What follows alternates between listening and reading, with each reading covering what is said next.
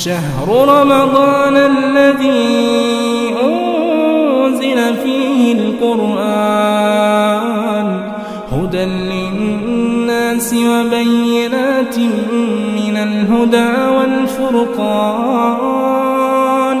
فمن شهد منكم الشهر فليصمه ومن كان مريضا أو على سفر فعدة من أيام أخر بسم اللہ الرحمن الرحیم۔ قرآن حکیم کے 30ویں پارے کی تفسیر کا خلاصہ پیش کیا جا رہا ہے۔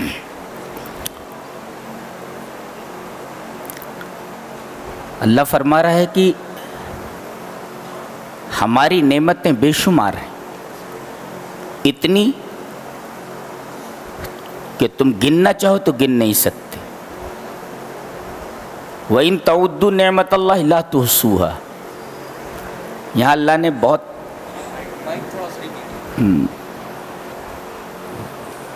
یہ فرمایا کہ اللہ کی نعمت کو گننا چاہو گے تو گن نہیں سکتے۔ کہنا کیا چاہیے تھا؟ نعمت کی جمع نعم لانا تھا نا۔ اللہ کی نعمتوں کو گننا چاہو گے تو گن نہیں سکتے، لیکن یہاں نعمت کہا گیا ہے۔ اشارہ اس بات کی طرف ہے کہ اللہ کی تمام نعمتوں کو تم کہاں شمار کر سکتے ہو، اور جو شمار نہیں کر سکتے تو ان تمام نعمتوں کا تم شکریہ کیسے ادا کر سکتے ہو؟ یہاں عالم یہ ہے کہ ایک نعمت میں کئی نعمتیں ہیں۔ مثلا سانس، جس پر انسانی زندگی کا مدار ہے، کہ اگر آدمی کو سانس میسر نہ ہو تو زندہ نہیں رہ سکتا، تو وہ سانس اندر لیتا ہے، ایک نعمت ہے، اور وہی سانس باہر نکلتی ہے۔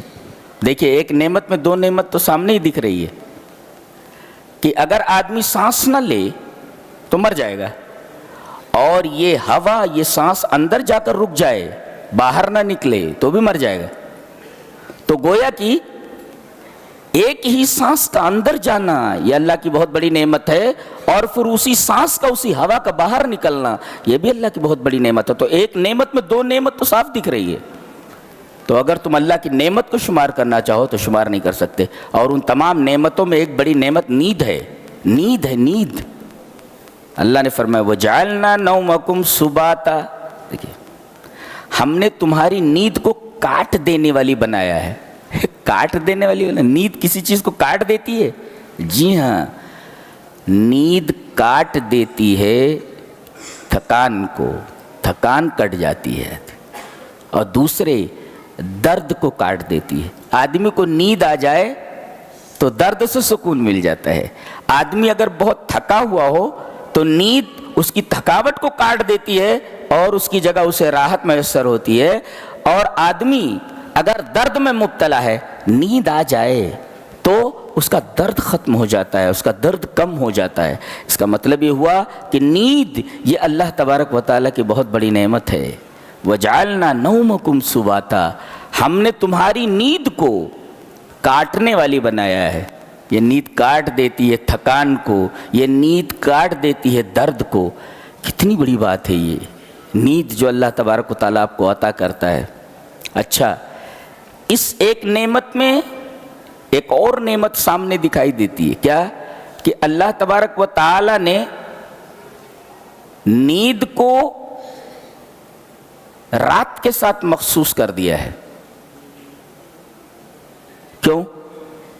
اس لیے کہ آدمی سونے لگے اور آس پاس شور شرابہ ہو، آوازیں ہوں، تو آدمی کی نیند میں خلل پڑتا ہے، نیند مکمل نہیں ہوتی۔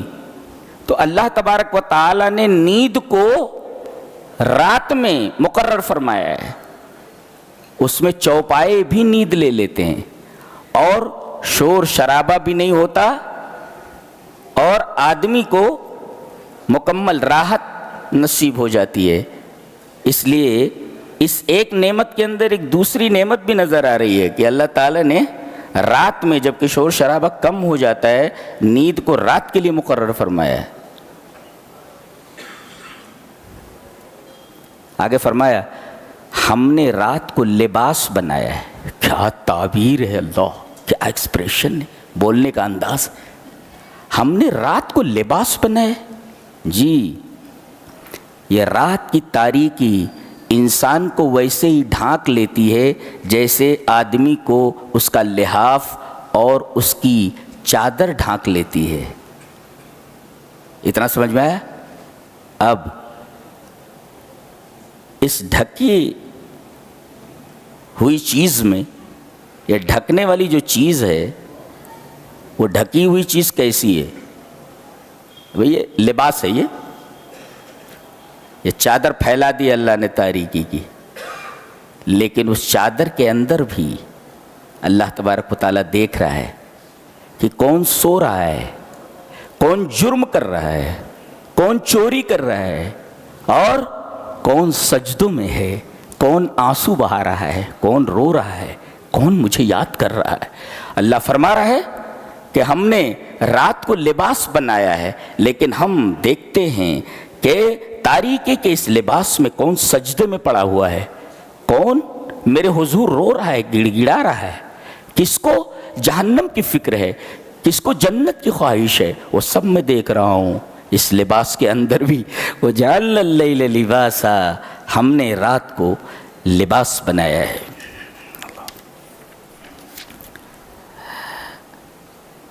إِنَّا أَنذَرْنَاكُمْ عَذَابًا قَرِيبًا يَوْمَ يَنظُرُ الْمَرْءُ مَا قَدَّمَتْ يَدَاهُ وَيَقُولُ الْكَافِرُ يَا لَيْتَنِي كُنْتُ تُرَابًا۔ کافر بولے گا اے کاش میں مٹی ہو جاتا۔ آیت کریمہ کے اس ٹکڑے کی تفسیر میں نبی کریم صلی اللہ علیہ وسلم کی ایک بہت پیاری حدیث ہے، اور علامہ البانی رحمہ اللہ السلسلۃ الصحیحہ کے اندر اس حدیث کو لائے ہیں۔ کہتے ہیں کہ رسول اللہ صلی اللہ علیہ وسلم نے ارشاد فرمایا کہ قیامت کے دن اللہ انسانوں کو تو جمع کرے گا ہی حساب کتاب کے لیے، چوپایوں کو بھی جمع کرے گا، بکریوں کو، پرندوں کو، چوپائے بھی جمع کیے جائیں گے اور پرندے بھی جمع کیے جائیں گے۔ اور آپ نے فرمایا کہ سینگ والی بکری سے بے سینگ والی بکری کا بدلہ لیا جائے گا۔ اگر سینگ والی بکری نے بے سینگ والی بکری کو سینگ ماری ہے تو اللہ تبارک و تعالی یہ بدلہ بے سینگ والی بکری کو سینگ والی بکری سے دلائے گا۔ اور جب ان چوپایوں کا، ان پرندوں کا بدلہ دیے جانے کے بعد معاملہ ختم ہوگا تو اللہ فرمائے گا کونی ترابا، سب کے سب مٹی ہو جاؤ، اور سب کے سب مٹی ہو جائیں گے۔ پتہ یہ چلا کہ ان کو جنت اور جہنم میں نہیں جانا ہے، یہ شریعت کے مکلف نہیں ہے، یہ بس دنیا ہی میں کھا رہے ہیں، پی رہے ہیں، جی رہے ہیں، لیکن حساب کتاب ان کا بھی ہونے والا ہے۔ اور حساب کتاب ہونے کے بعد اللہ فرمائے گا کونی ترابا، سب کے سب مٹی ہو جاؤ، سب مٹی ہو جائیں گے۔ اب کافر اپنا انجام دیکھے گا کہ میرا انجام بد کیا ہے، ان کو مٹی ہوتے دیکھ کر کے تمنا کرے گا۔ وَيَقُولُ الْكَافِرُ يَا لَيْتَنِي كُنْتُ تُرَابًا، کافر بولے گا اے کاش میں بھی ان کی طرح مٹی ہو جاتا، لیکن مٹی نہیں ہونے دیا جائے گا ان کو۔ دنیا میں جو کرتوت انہوں نے کیے ہیں، ان کے کرتوتوں کی پوری سزا دیے جانے کے لیے جہنم مقرر ہے، جہنم میں ڈالا جائے گا۔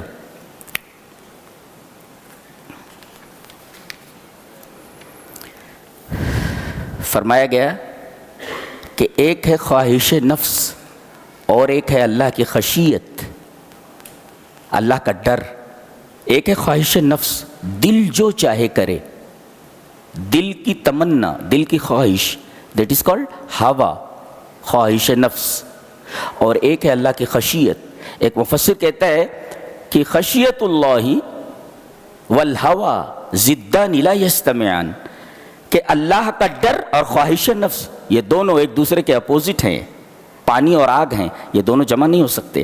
جس طرح پانی اور آگ ایک جگہ جمع نہیں ہو سکتے، یہ دونوں ایک دوسرے کی ضد ہیں، ایک دوسرے کا اپوزٹ ہیں. تو جب یہ دونوں ایک دوسرے سے، آگ اور پانی جمع نہیں ہو سکتے، ایسے ہی ہوا، خواہش نفس اور اللہ کا ڈر، یہ دونوں جمع نہیں ہو سکتے. اگر خواہش نفس ہے تو اللہ کا ڈر نہیں ہے، اور اللہ کا ڈر ہے تو خواہش نفس نہیں ہے. فرمایا گیا فَأَمَّا مَنْ طَغَى وَآثَرَ الْحَيَاةَ الدُّنْيَا فَإِنَّ الْجَحِيمَ هِيَ الْمَأْوَى وَأَمَّا مَنْ خَافَ مَقَامَ رَبِّهِ وَنَهَى النَّفْسَ عَنِ الْهَوَى فَإِنَّ الْجَنَّةَ هِيَ الْمَأْوَى. ٹیگ کیا ہے بولنے کا؟ اللہ اکبر. دنیا کی کوئی میوزک ایسی نہیں ہے جو اس کا مقابلہ کر سکے.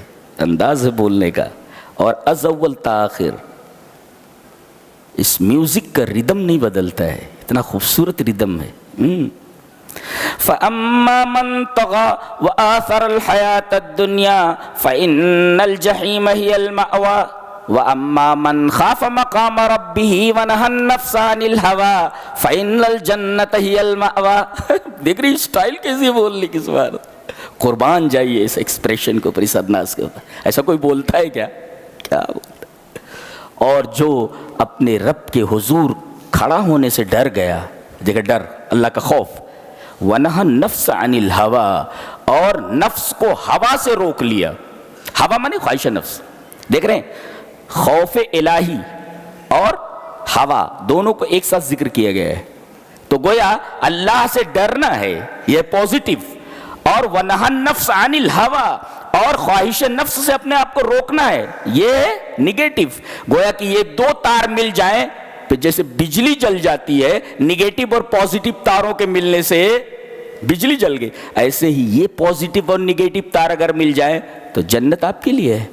اللہ نے فَإِنَّ الْجَنَّةَ هِيَ الْمَأْوَى، یہ دونوں تار آپس میں مل جائیں تو ٹھکانہ جنت. جیسے نگیٹو اور پوزیٹو تار مل جائے تو بجلی جل جاتی ہے، جی ایسے ہی یہ دونوں تار مل جائیں، خشیت الہی، اللہ کا ڈر، یہ ہے پوزیٹو موجب، اور وَنَهَى النَّفْسَ عَنِ الْهَوَى، خواہش نفس سے اپنے آپ کو روک لینا، یہ نگیٹو ہے، یہ سالب ہے. تو موجب اور سالب، نگیٹو اور پوزیٹو، یہ دونوں مل جائیں تو بتی روشن ہو جائے. ایسے ہی یہ دونوں چیزیں، خوف الہی اور ہوا سے اپنے آپ کو روک لینا، یہ دونوں تار مل جائیں تو فَإِنَّ الْجَنَّةَ هِيَ الْمَأْوَى، بتی جل گئی، جنت ٹھکانہ ہے.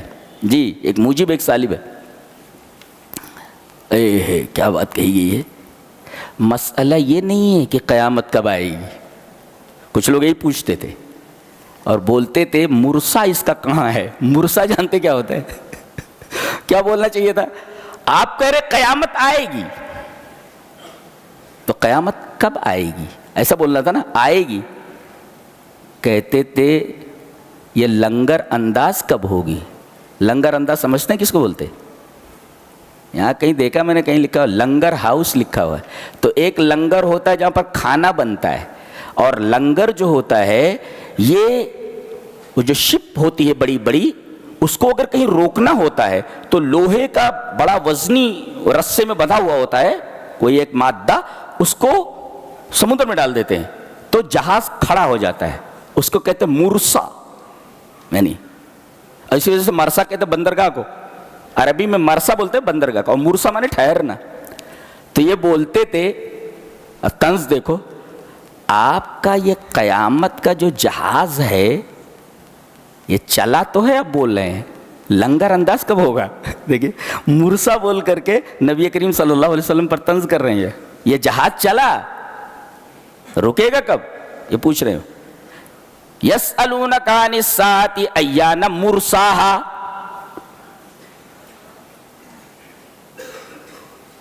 یہ لنگر انداز کب ہوگا. چلا تو ہے، پہنچے گا کب ایسا بولنا تھا نا. وہ مرسا کا لفظ استعمال کر رہے ہیں کہ آپ یہ کہہ رہے ہیں کہ یہ چلا ہے تو یہ لنگر انداز کب ہوگا. یہ لنگر انداز کب ہوگا؟ اللہ جواب دے رہا ہے فیم انت من ذکراہا. یہ پوچھنے سے آپ کو کیا لینے دینا ہے. یہ دیکھیں فیم انت من ذکراہا، اس کے ذکر سے آپ کو کیا سروکار ہے. الی ربک منتہاہا، اس کا علم صرف اللہ کو ہے. قیامت نکلی ہے، رکے گی کب؟ اس کا علم صرف اللہ کو ہے. تو مسئلہ یہ نہیں کہ قیامت کب آئے گی، مسئلہ یہ ہے کہ قیامت کے لیے آپ نے تیاری کیا کر رکھی ہے. اصل چیز قیامت کا آنا نہیں، بلکہ اصل چیز قیامت کے لیے آپ کی تیاری کیا ہے، یہ اصل ہے. اور مرنے کے بعد کی زندگی سے ڈرتا کون ہے؟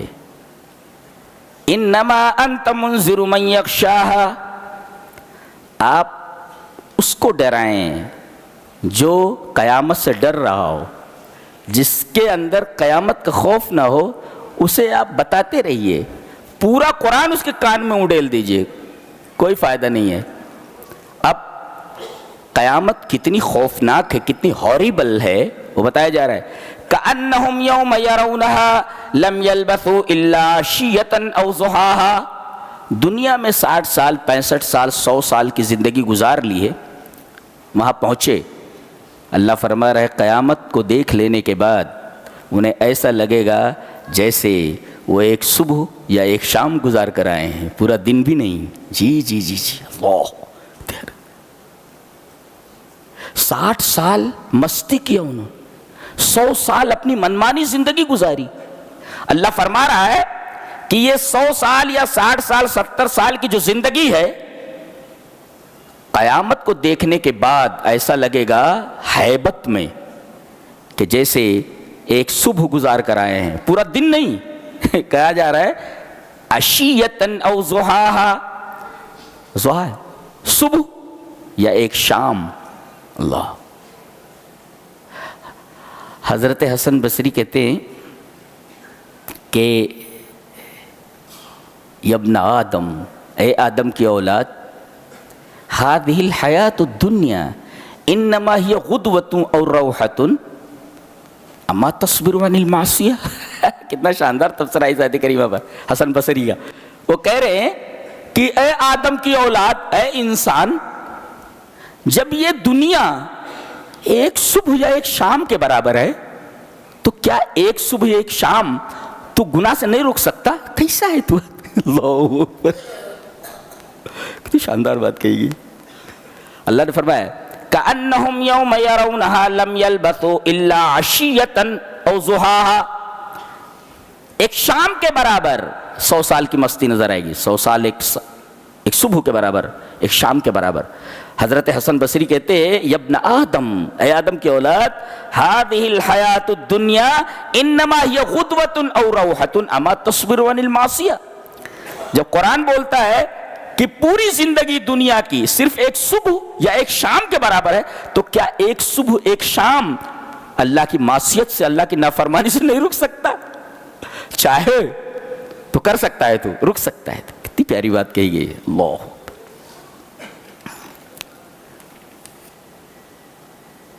انسان کو اس کی اوقات بتائی گئی، تیری اوقات کیا ہے. تو بتائیں نہیں ہم لوگ چپ رہے، تیری اوقات کیا ہے. اللہ بتا رہے تیری اوقات کیا ہے. قتل الانسان ما اکفرہ، بیڑا غرق ہو انسان کا. ما اکفرہ، ما اکفر اے ما العنا، کتنا ملعون ہے وہ. یا ما اشد کفرہ، یعنی کتنا ناشکرہ ہے وہ. ستیہ ناس ہو اس کا. دیکھیے کتنا ناشکرہ ہے. اب اوقات بتائی جا رہی ہے. من ای شیء خلقہ، پیدا کس چیز سے ہوا ہے؟ یہ تیری اوقات ہے. کس چیز سے پیدا ہوا ہے؟ من نطفۃ خلقہ، نطفے سے، جیسے پیشاب نکلتا ہے، جیسے ایک گندی چیز نکلتی ہے، وہیں سے یہ نطفہ نکلتا ہے. یہ ہے تیری اوقات. اوقات میں رہے، ڈونٹ کراس یور لمٹس، اپنی لمٹ کراس مت کر. یہ تیری اوقات ہے. تکبر چھوڑ دے، تکبر چھوڑ دے. قتل الانسان، کیا ہے تم ڈائریکٹ دل کے اوپر لگتی ہے اس کی بات. اسی کتاب کو ہم لوگوں نے چھوڑ دیا ہے. اسی وجہ سے دنیا میں ہم لوگ جہاں ہیں تباہ و برباد ہیں، پریشان ہیں. قتل الانسان ما اکفرہ، ستیاناس ہو انسان کا کہ کتنا ناشکرہ ہے وہ. اس کی اوقات کیا بتایا گیا؟ من ای شیء خلقہ، کس چیز سے پیدا کیا گیا؟ من نطفہ، یہ ہے تیری اوقات. من نطفۃ خلقہ، نطفے سے پیدا کیا گیا ہے، جہاں سے پیشاب نکلتا ہے کہ اگر وہ کپڑے پر لگ جائے تو جب تک دھل نہ لے تب تک نماز نہیں ہوتی. جی کپڑا ناپاک ہو گیا, بدن پر جہاں لگ جائے دھل لے. تو گویا کہ اسی جگہ سے یہ چیز نکلی ہے من نطفہ, ایک ذلیل چیز ہے, ایک ذلیل جگہ سے نکلی ہے. یہاں تک کہ کہا گیا کہ آدمی جب پیشاب یا پاخانے کے لیے بیٹھے تو جب تک زمین سے قریب نہ ہو جائے تب تک کپڑا نہ اٹھائے. اتنی بیکار جگہ ہے وہ. قریب ہو جائے تب اٹھائے. پھر فرمایا گیا یہ تیری اوقات ہے, گندی جگہ سے نکلنے والی چیز سے تو پیدا ہوا ہے. نطفہ ایک مائع مہین ہے, ذلیل پانی ہے, یہ تیری اوقات. تو پیدائشی ذلیل ہے, تو متکبر کیسے بن سکتا ہے؟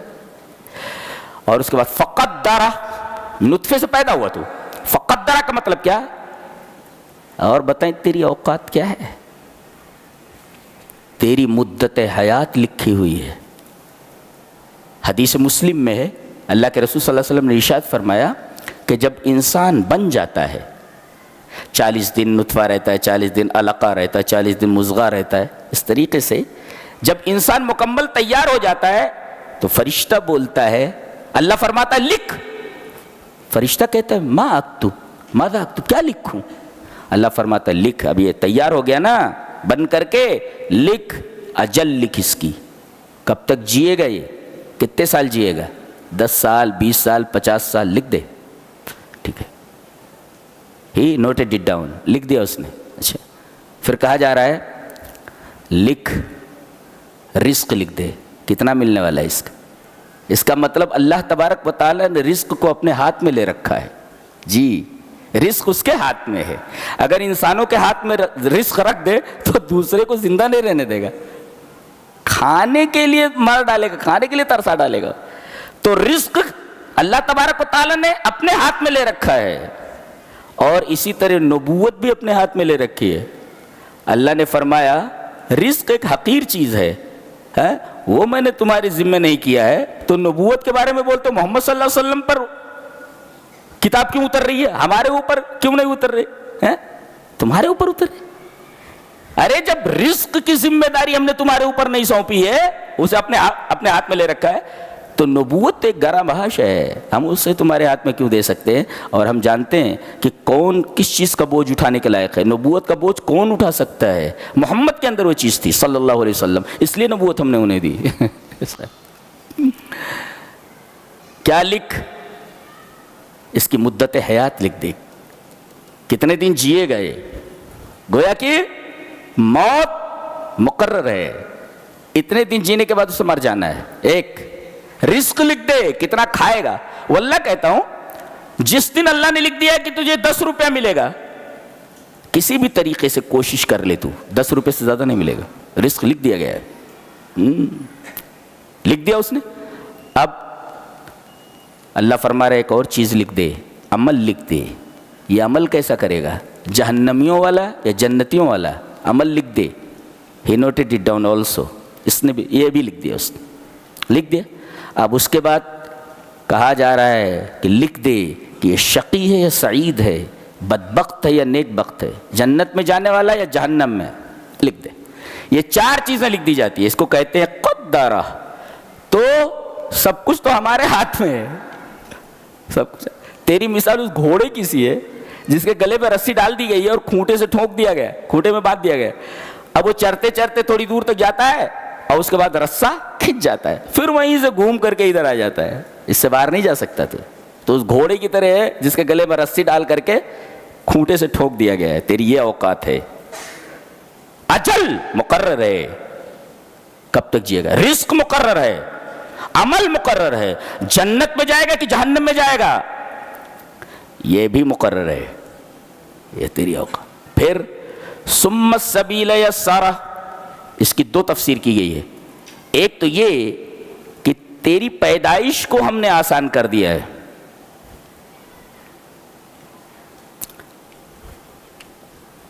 غالباً میں نے یوں پڑھا ہے کہ پیر جو ہے آگے کی طرف ہوتا ہے, اور جب پیدا ہوتا ہے تو آٹومیٹیکلی گھوم جاتا ہے, یہ منڈی ادھر ہو جاتی ہے نیچے کی طرف. اور ایسی جگہ سے پیدا ہوتا ہے جہاں سے پیدا ہونے کا آدمی سوچ بھی نہیں سکتا، پتہ نہیں کیسے پیدا ہوتا ہے. ثم السبیل یسرا، پھر ہم نے راستے کو آسان بنا دیا ہے.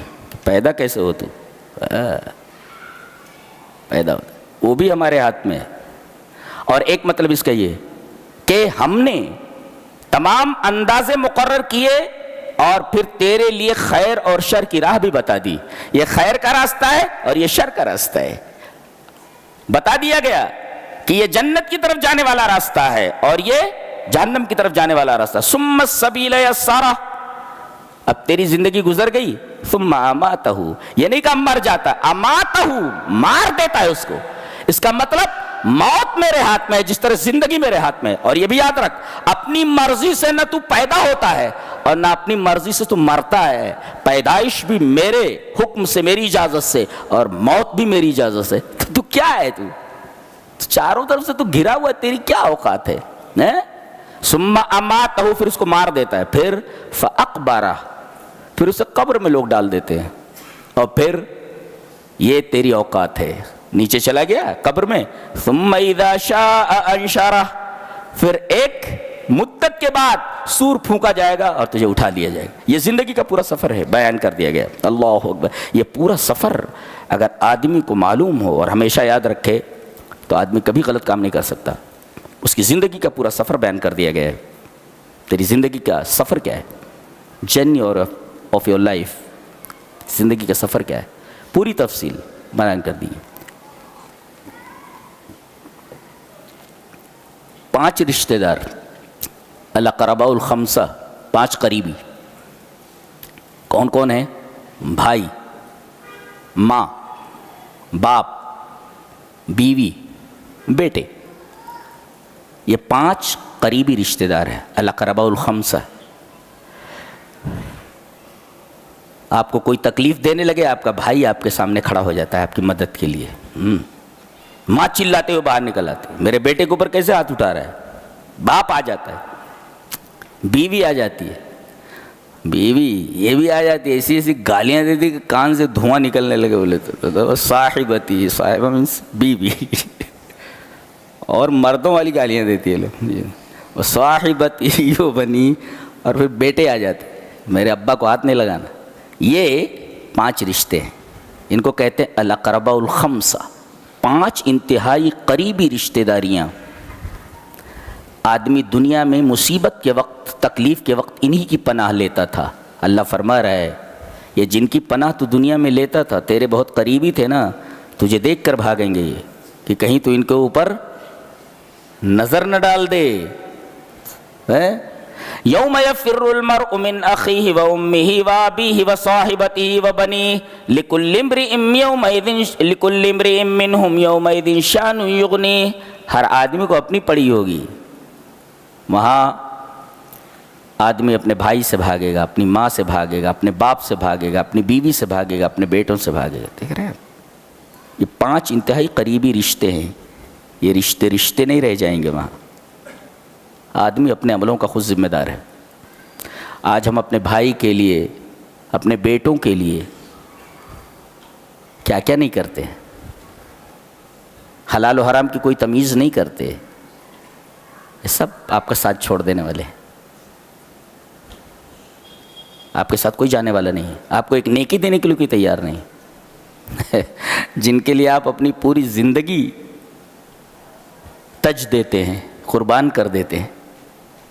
اور یہ نالائق بیٹے کہ جن کو باپ اتنے ناز و نعم سے پالتا ہے، چلنا نہیں آتا تو انگلی پکڑ کے چلاتا ہے. جب بوڑھا ہو جاتا ہے اور کوئی بات بیٹے کے مزاج کے خلاف کہہ دے تو ابا کو کیا سمجھتا ہے؟ اچھا تیرے کو سب سمجھتا ہے. تجھے چلنا نہیں آتا تو تیرے باپ نے تیری انگلی پکڑ کے تجھے چلنا سکھایا، تو باپ کے بارے میں بول رہا ہے، ابا کو کیا سمجھتا ہے؟ یہ آج کی اولاد ہے. نوجوان بھی سدھر جائیں، سدھر جائیں. اللہ فرماتا ہے سورہ تکویر میں اذا الشمس کورت. اس کے بارے میں تابعین نے یہ فرمایا ہے، صحابہ نے، کہ اگر جس کو اپنی آنکھوں سے قیامت کا منظر دیکھنا ہو تو سورہ تکویر پڑھ لے. اسے بالکل نظر آ جائے گا کہ قیامت کس طریقے کی ہے اور کیسے ہوگی. قیامت کیسی ہوگی اسے معلوم ہو جائے گا اگر سورہ تکویر پڑھ لے تو. اذا الشمس كورت واذا النجوم انكدرت واذا الجبال سيرت. سورج لپیٹ دیا جائے گا. لپیٹ دیے جانے کا کیا مطلب ہے؟ دیکھو ابھی سورج ہے، یہ سورج ہے، چمک رہا ہے، یہ لپیٹ دیا ہم نے اس کو. اب اس کی روشنی کہاں گئی؟ بھائی لپیٹ دیے جانے کے بعد روشنی ختم ہو گئی نا. یہ ہے لپیٹنے کا مطلب، روشنی ختم ہو جائے گی، سورج کی روشنی ختم ہو جائے گی. اذا الشمس كورت، اور یہ ستارے جو نظر آ رہے بے نور ہو جائیں گے. واذا الجبال سيرت، پہاڑ اپنی جگہ کھڑے ہیں نا، یہ چلتے پھرتے نظر آئیں گے. اللہ. واذا العشار عطلت، 10 ماہ کی گابھن اونٹنیاں ایسے کھلی چھوڑ دی جائیں گی. یہ بہت قیمتی چیزیں ہوتی تھی عربوں کے ہاں، گابھن اونٹنیاں. ان کا کوئی پرسان حال نہیں ہوگا، ایسے کھلی گھومیں گی. واذا الوحوش حشرت، تمام جانور جگہ ایک جگہ جمع ہو جائیں گے. وہاں انسان بھی ہوگا اور جانور بھی ہوں گے، شیر چیتے سب ہوں گے. کوئی کسی کی طرف دیکھے گا نہیں، کوئی کسی کو نقصان نہیں پہنچائے گا. انسان تو ڈرا ہوا ہوگا، یہ جانور بھی ڈرے ہوئے ہوں گے، سب کے سب جمع ہو جائیں گے. یہ ہے ہیبت. ارے بھائی آدمی کو شیر دیکھتا ہے تو اسے نقصان پہنچانے کی کوشش کرتا ہے، ایک جانور دوسرے جانور کو دیکھتا ہے تو نقصان پہنچانے کی کوشش. سارے جانور ایک جگہ جمع ہے مگر کوئی جانور کسی کو تکلیف پہنچانے کے لیے راضی نہیں ہے. وَإِذَا الْوُحُوشُ حُشِرَتْ وَإِذَا الْبِحَارُ سُجِّرَتْ، سمندر کو کھولا دیا جائے گا. کسی چیز کو کھولا دو تو باہر نکل پڑتا ہے. پانی ہے نا، اس کو کھولا دو تو دودھ ہے نا، دودھ کو کھولاؤ تو اگر گیس بند نہ کرو تو دودھ باہر نکل جاتا ہے. اللہ فرما رہا ہے یہ دریا، اس کا پانی بظاہر ٹھنڈا نظر آتا ہے نا، ہم اس کو آگ بنا دیں گے اور یہ جب گرم ہو جائے گا تو ابل کر کے آبادیوں پر آ جائے گا، یہ اپنی حد چھوڑ دے گا. ابھی دریا اور سمندر اپنی اپنی حدوں میں ہیں، قیامت کے دن اپنی حدیں چھوڑ دیں گے. وَإِذَا الْبِحَارُ وَإِذَا النُّفُوسُ زُوِّجَتْ، اور تمام انسانوں کو جمع کیا جائے گا اور ہر ایک شخص کا جوڑا ہوگا. کل شکل الا شکلی، البر مع البر والفاجر مع الفاجر، نیک نیک کے ساتھ، برا برے کے ساتھ الگ الگ کر دیے جائیں گے. جی جوڑا جوڑا کر دیا جائے گا. چل تو برا ہے نا، چل یہ برا آدمی ہے تیرے ساتھ. تو اچھا ہے، اچھے لوگ ایک طرف ہو جاؤ، برے لوگ ایک طرف ہو جاؤ. وہاں اچھے لوگوں کو ایک طرف کر دیا جائے گا، برے لوگوں کو ایک طرف کر دیا جائے گا، فرق کر دیا گا. وَإِذَا النُّفُوسُ زُوِّجَتْ، تمام نفوس کا جوڑا جوڑا کر دیا جائے گا. چلو البر مع البر والفاجر مع الفاجر. اور پھر وہ گاڑی ہوئی زندہ درگور کی ہوئی لڑکی کو اللہ فرمائے گا ہمارے حضور لایا جائے. اب عدالت میں پیش ہو رہی ہے، سب سے بڑی عدالت ہے. اللہ. حضرت ابن عمر فرماتے ہیں زمانے جاہلیت کی 2 چیزیں ہیں، ایک پر میں روتا ہوں یاد کرتا ہوں تو، اور ایک پر ہنستا ہوں. ذہن میں بٹھاؤ اس کو. حضرت ابن عمر فرماتے ہیں زمانے جاہلیت کی 2 چیزیں ایسی ہیں کہ ایک پر میں روتا ہوں یاد کر کے، اور ایک کو یاد کر کے میں ہنستا ہوں. ایک کو یاد کر کے میں روتا ہوں کیا ہے؟ کہتے ہیں کہ وہ بچی اس کا باپ صحرا میں لے گیا، جنگل میں لے گیا ہے اور زمین کھود رہا ہے اس کو دفن کرنے کے لیے، اور مٹی اس کی داڑھی کے اوپر لگ رہی ہے، بال کے اوپر. تو بچی بڑے پیار سے اپنے باپ کے بالوں سے مٹی جو جھاڑ رہی ہے، اس کی داڑھی سے مٹی کو جھاڑ رہی ہے، اور اسے معلوم نہیں کہ اس کے ساتھ اس کا باپ کیا کرنے والا ہے. کہتے جب میں یاد کرتا ہوں تو بہت روتا ہوں. اللہ، بہت روتا ہوں. ایک صاحب نے اپنی کئی بچیاں زندہ درگور کی تھیں. انہوں نے جب اپنا واقعہ نبی سے بیان کیا تو نبی کریم صلی اللہ علیہ وسلم زاروں قطار رو پڑے. اور وہ جہالت آج بھی باقی ہے. اس وقت تو بچی پیدا ہو جاتی تھی، پیدا ہونے کے بعد اسے زندہ درگور کرتے تھے. آج تو باہر ہی نہیں نکلنے دیتے، پیٹ ہی کے اندر اسے مار دیتے ہیں. تو اس زندہ درگور کی ہوئی لڑکی کو اللہ تبارک و تعالیٰ اپنے حضور کھڑا کریں گے اور پوچھیں گے وَإِذَا الْمَوْءُودَةُ سُئِلَتْ بِأَيِّ ذَنبٍ قُتِلَتْ، تجھے کس خطا میں تجھے کس گناہ میں قتل کیا گیا تھا. اللہ بتاؤ. رب تعالیٰ اگر براہ راست بچی سے بات کر رہے ہوں تو اللہ کا رحم دیکھیے، اللہ کا انصاف دیکھیے، پھر ظالم کا کیا ہونے والا ہے، اس باپ کا کیا ہونے والا ہے، اندازہ لگائیے آپ۔ رب تعالیٰ خود اپنی بارگاہ میں اس بچی کو کھڑا کر رہے ہیں۔ اور دوسری چیز جس پر میں ہنستا ہوں کہ میں کھجور کا معبود بناتا ہوں۔ کھجور ہے، کھجور اس کا حلوہ بھی بنتا ہے نا، تو کھجور کا میں معبود بناتا ہوں کہ یہ میرا معبود ہے۔ آج مٹی سے بنا رہے، پتھر سے بنا رہے، تو کھجور سے میں معبود بناتا ہوں، اور رات میں اپنے سرہانے رکھ دیتا ہوں کہ تم معبود ہے، رات بھر میری حفاظت کرنا، میرے سرہانے رہتا، اور صبح جب مجھے بھوک لگتی ہے تو اس کو کھا لیتا ہوں۔ کہتے جب یہ بات مجھے یاد آتی ہے تو بہت ہنسی آتی ہے کہ یہ معبود ہے جس کو بھوک کے وقت میں نے کھا لیا۔ یار تو اللہ کے علاوہ جتنے بھی معبودان باطل ہیں سب کا یہی حال ہے، سب کا یہی حال ہے، سب کھا رہے، کھلا کوئی نہیں رہا۔ اللہ نے فرمایا سورہ انعام کے اندر کہ حقیقی معبود وہ جو کھلائے، اور حقیقی معبود وہ ہے جو تم کو پلائے، وہ نقلی معبود ہے جو کھائے۔ آج سارے جتنے معبود ہیں وہ سب کھا رہے ہیں، یہ دلیل ہے اس بات کی وہ سب نقلی ہیں۔ وَهُوَ يُطْعِمُ وَلَا يُطْعَمُ، وہ کھلاتا ہے کھاتا نہیں ہے، سورہ انعام کی آیت ہے۔ تو فرق سمجھ لو حقیقی معبود اور جعلی معبود کی، جو کھلائے وہ حقیقی معبود، جو کھائے وہ جعلی معبود۔ میرا خیال ہے یہ چڑھاوے بند ہو جائیں تو یہ جو بھیڑ جگہ جگہ لگی رہتی ہے، مسجدیں خالی ہیں اور آستانے آباد ہیں، مسجدیں خالی ہیں آستانے آباد ہیں، بولتے وہاں ملتا ہے، اور یہاں نہیں ملتا، یہاں نہیں ملتا، بولتے وہاں ملتا ہے۔ شیطان نے کیسا دماغ میں ایک خناس چیز بھر دی ہے اللہ کہ یہاں نہیں ملتا وہاں ملتا ہے، جو کھلاتا ہے اس کے یہاں نہیں ملتا، جو کھاتا ہے اس کے یہاں ملتا ہے، ایسی چیز ذہنوں میں بھر دی ہے۔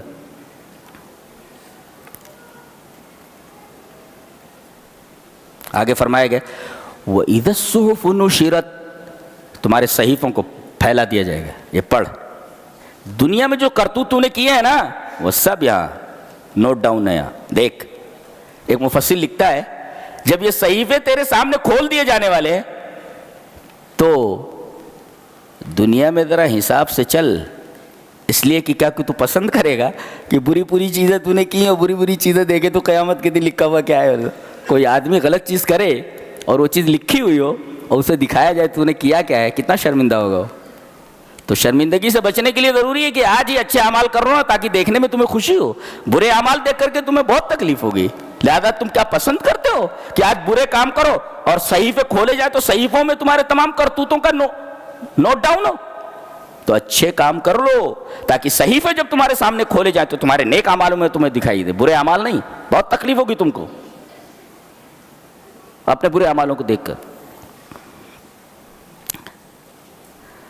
کشتا کا مطلب ہوتا ہے کھال کھینچ لینا۔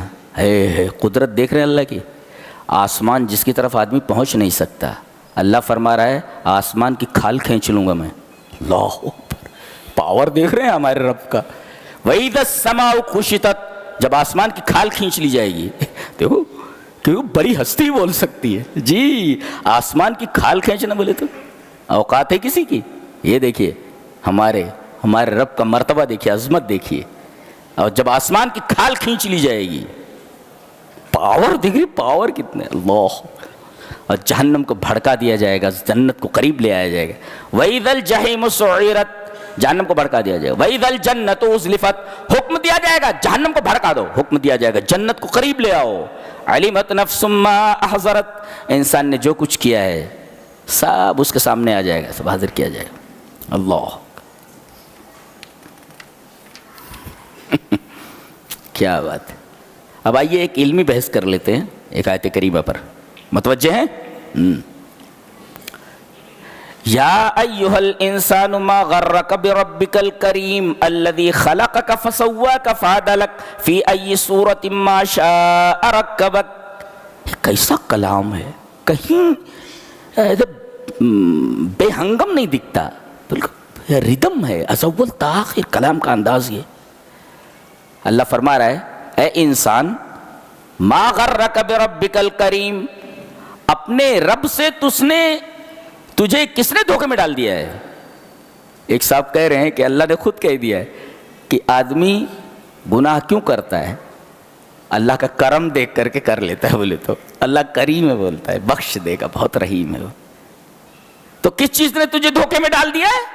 اللہ کے کرم نے تجھے دھوکے میں ڈال دیا ہے. کیا کہ وہ معاف کر دے گا. کریم جو ہوتا ہے نا، وہ دوسروں کی خطاؤں کو دیکھ کر نظر انداز کر دیتا ہے، اغماس کرتا ہے، چشمپوشی کرتا ہے. اللہ پوچھ رہا ہے اپنی صفت لا کر کے یہ بتانے کے لیے کہ میری کریمی دیکھ کر کے، میری شانی کریمی دیکھ کر کے تو گناہ کرتا ہے کیا؟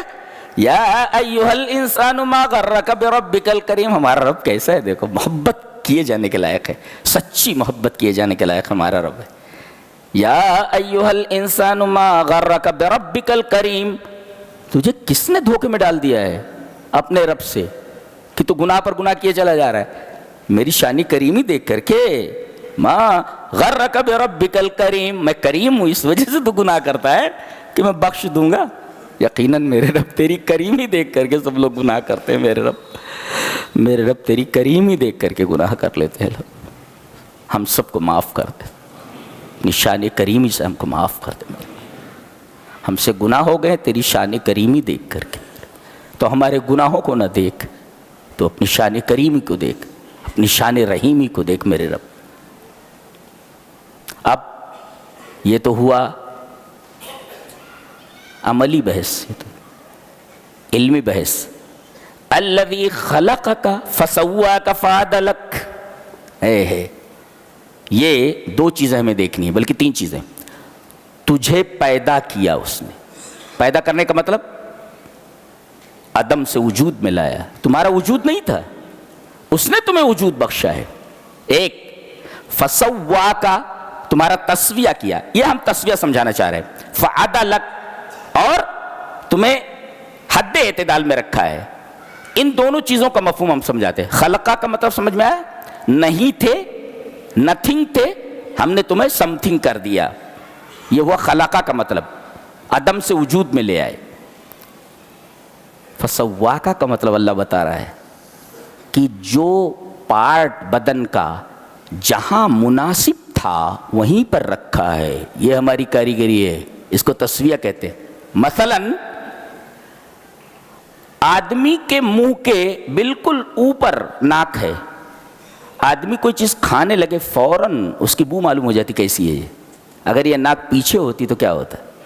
جی دیکھ رہے ہیں آپ، جو جہاں مناسب تھا رکھنے کے لیے اللہ نے اس کو وہیں رکھا ہے. آدمی منہ سے کھاتا ہے، بالکل اس کے اوپر ناک ہے. آدمی کھائے تو پتہ چلے کیا کھا رہے ہیں ہم، بو کیسی ہے، اچھی یا بری. اور اس کے عین اوپر آنکھ ہے تاکہ دیکھے کہ کیا چیز ہے. اور یہ بھی اللہ نے فرمایا یہ ہمارا رحم ہے کہ آنکھوں کے اندر ہم نے اتنی بینائی نہیں عطا کی ہے، ورنہ تم کھانا بھی نہیں کھا سکتے تھے، پانی بھی نہیں پی سکتے تھے. اس لیے کہ اگر مائکروسکوپ سے دیکھا جائے، مجہر سے، تو پانی کے اندر اتنے کیڑے سے کل بلاتے نظر آئیں گے، آدمی پی نہیں سکتا ہے پانی. جی تو یہ بھی یہ تصویر آئی ہے. ہم نے آنکھوں کی بینائی کو اس حد تک رکھا ہے کہ تم پانی پی سکو. اگر وہ بینائی عطا کر دی جاتی تو پانی کو دیکھ کر کے تم پانی نہیں، پانی میں کیڑے ہوتے ہیں، سب بھرے ہوئے ہوتے، بڑے بڑے کیڑے نظر آتے مائکروسکوپ سے دیکھو تو. یہ دیکھ رہے تصویر. تو جو چیز بدن کا پارٹ جہاں مناسب تھا بین ہی وہی رکھا گیا. کوئی انسان یہ نہیں کہہ سکتا کہ یہ چیز غلط جگہ پر رکھی ہوئی ہے. جی اس کو کہتے ہیں تسویہ. فسواک، یہ ہماری قدرت ہے. یہ اور عدلک کا مطلب کیا ہوا؟ حد اعتدال میں رکھنا. جی جو پارٹ جہاں مناسب تھا وہیں رکھا، یہ تسویہ ہے. اور عدلک کا مطلب اعتدال. اعتدال کا مطلب برابر. ایک ہاتھ چھوٹا اور ایک ہاتھ بڑا، ایک آنکھ گولی کے برابر اور ایک آنکھ گولے کے برابر، کیسا لگتا ہے آدمی؟ حد اعتدال میں نہیں رہتا. ایک ہاتھ چھوٹا ایک ہاتھ بڑا، ایک آنکھ گولی کے برابر ایک آنکھ گولے کے برابر، کیسا لگتا ہے انسان؟ تو اعتدال میں رکھا اس کو بالکل برابر. ایک ہاتھ جتنا بڑا ہوتا ہے اتنا بڑا دوسرا ہاتھ ہوتا ہے. ایک پیر جتنا بڑا ہوتا ہے دوسرا پیر اتنا بڑا ہوتا ہے. ایک آنکھ جتنی بڑی ہوتی ہے دوسری آنکھ بھی ویسے بڑی ہوتی. جی اور اعتدال یہ جیسے مچھر ہے، بڑھ کر کے ہاتھی نہیں ہو جاتا. حد اعتدال میں ہاتھی گھٹ کر کے مچھر نہیں بنتا. ناخن بڑھتا رہتا ہے اس لیے کہ اسے کاٹ سکتے ہو، لیکن ناک اگر بڑھنے لگے تو کیا حال ہوگا؟ وہ حد ہے اس کی، اعتدال میں رکھا ہے ہم نے اس کو. اتنا بدصورت ہو جاؤ گے تم. یہ ساری چیزیں اللہ یاد کرا رہا ہے تم کو. اے دیکھو اللہ نے یہ تمہارے ساتھ کیا ہے، اور تم کو کس چیز نے مغرور بنا دیا ہے؟ شاید میری شان کریمی نے، میری شان کریمی نے. اللہ یا ایھا الانسان ما غرک بربک الکریم الذی خلقک فسواک فعدلک. خلق کا مطلب سمجھ میں آیا؟ تسویہ کا مطلب سمجھ میں آیا؟ فعدلک کا مطلب سمجھ میں؟ اور آگے فرمایا فی ای صورۃ ما شاء رکبک. یہ ہمارا احسان ہے کہ ہم نے تمہیں کتا نہیں بنا دیا، سور نہیں بنا دیا. وہ فرما رہا ہے وہ چاہتا تو ترکیب اس طرح کر سکتا تھا، فی ای صورۃ ما شاء رکبک. تم کو کتا بنا دیتا تو، وہ سور بنا دیتا تو. یہ اللہ کا احسان ہے، ہمارا احسان ہے. یہ تمام احسانات تمہارے سامنے ہیں اور تم ہو کہ مغرور بنے بیٹھو، دھوکے میں پڑے ہوئے. یہ دھوکے میں تم کیوں پڑے ہوئے؟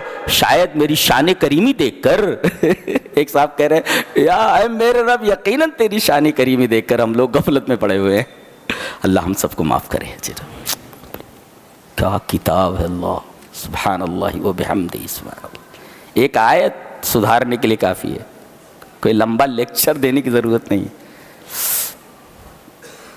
آگے سورہ تطفیف ہے. تطفیف معنی ہوتا ہے ڈنڈی مارنا، پیسے پورے لینا، تول کم دینا. تول کم دینا یہ بیماری بہت زیادہ ہے. ایک قوم اسی میں ہلاک ہوئی ہے، قوم شعیب. حضرت شعیب علیہ السلام کی قوم پیسہ پورا لیتی تھی، تول کم دیتی تھی. اللہ نے اس کا علاج بیان فرمایا ہے کہ آدمی ڈنڈی مارنے سے بچ جائے گا، ایک چیز سامنے رکھ لے. علاج بھی بتایا گیا ہے. پیسہ پورا لے رہا ہے، تول کم دے رہا ہے، سامان کم دے رہا ہے. ایک نائجیرین ہے غالباً، وہ کالا آدمی ہے، غریب ہے. وہ ایک ٹھیلے کے اوپر تھوڑے سے سامان رکھا، تھوڑا سا سامان رکھا ہوا ہے، کچھ پھل ہے کچھ سامان ہے، اور اس کے اوپر اس نے لکھ رکھا ہے ٹھیلے کے اوپر تجھے رزق کی کیا پرواہ ہے جب تو عبد الغنی ہے. تجھے رزق کی کیا پرواہ ہے جب تو عبد الغنی ہے، یعنی غنی کا بندہ ہے. وہ جو غنی ہے وہ تجھے عطا کرنے والا ہے، اس کا بندہ ہے. تو عبد الغنی ہے تو تجھے روزی کی کیا پرواہ ہے؟ دینے والا تو غنی ہے نا، تو تجھے روزی کی کیا پرواہ ہے؟ کیوں روزی کے کمانے میں حلال حرام کی تمیز کی پرواہ نہیں کرتا، تمیز نہیں کرتا؟ علاج بتایا گیا. وَيْلٌ لِّلْمُطَفِّفِينَ، تباہی اور ڈنڈی مارنے والوں کے لیے. الَّذِينَ إِذَا اكْتَالُوا عَلَى النَّاسِ يَسْتَوْفُونَ، وَإِذَا كَالُوهُمْ أَوْ وَّزَنُوهُمْ يُخْسِرُونَ، وزن کرتے ہیں یا تول دیتے ہیں، پیسہ پورا لیتے ہیں، تول کم دیتے ہیں. أَلَا يَظُنُّ أُولَٰئِكَ أَنَّهُم مَّبْعُوثُونَ، کیا یہ سمجھتے ہیں کہ ان کو مرنے کے بعد اٹھایا نہیں جائے گا؟ ہاں یہ علاج بتایا گیا. لیوم عظیم، ایک عظیم دن ہوگا، اس کے لیے تم کو اٹھایا جائے گا، فیصلے کا دن ہو. یہ اگر یاد رہے کہ میں جو کر رہا ہوں ایک دن مجھے رب تعالیٰ کے سامنے کھڑا ہونا ہے، اگر یہ تصور آدمی کے ذہن میں آ جائے تو پھر وہ ڈنڈی کبھی نہیں مارے گا. اس کا علاج بتا دیا گیا ہے.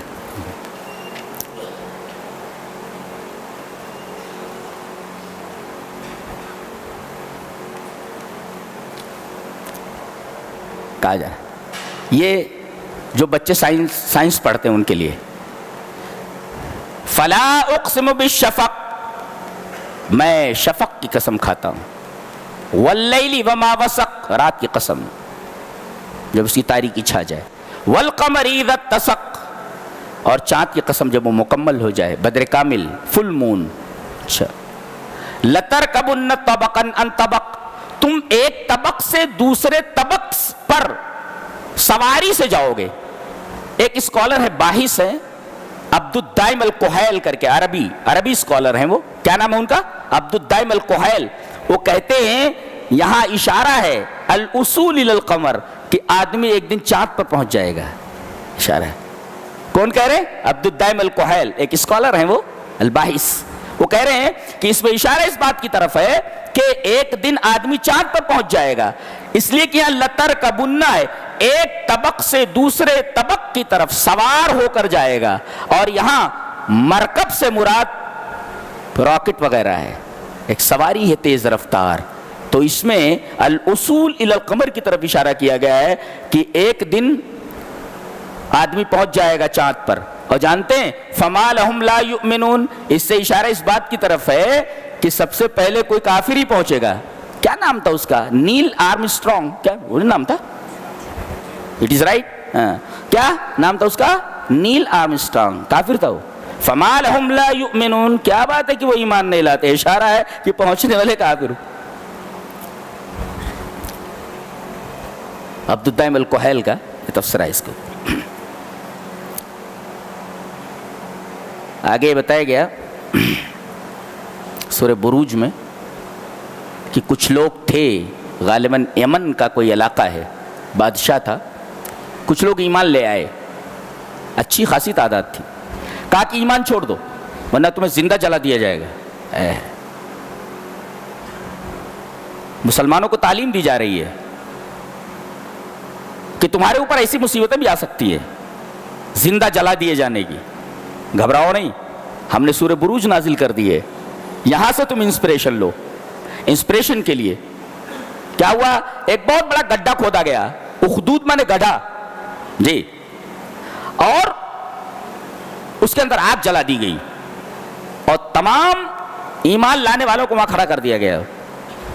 کہا کہ جو ایمان سے ہٹتا ہے اسے چھوڑ دیا جائے گا ورنہ آگ میں ڈال دیا جائے گا. جتنے بھی ایمان والے تھے انہوں نے جلنا قبول کر لیا، ایمان سے ہاتھ دھونا قبول نہیں کیا.